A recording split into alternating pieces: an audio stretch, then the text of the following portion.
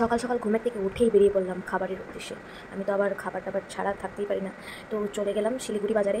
তো গিয়ে দেখলাম একটা বড় দোকান, আর ওই দোকানটার মধ্যে ছিল মানে হোম শপের মতো, এটার মধ্যে তুমি সব কিছু পেয়ে যাবে। কিন্তু সামনেই দেখলাম একটা কাকু লুচি ভাজছিল, আর দেখলাম মিষ্টিও আছে দোকানের মধ্যে, বেশ বড় সড়ো দোকান। তো আমি জিজ্ঞেস করলাম, কাকু এখানে কি টিফিন পাওয়া যায়? তো বললো হ্যাঁ পাওয়া যায়। তো চটপট বসে পড়লাম, গিয়ে বললাম আমাকে পুরি সবজি দাও, আর কি আছে এখান থেকে একটা গোলাপ জামুন দাও।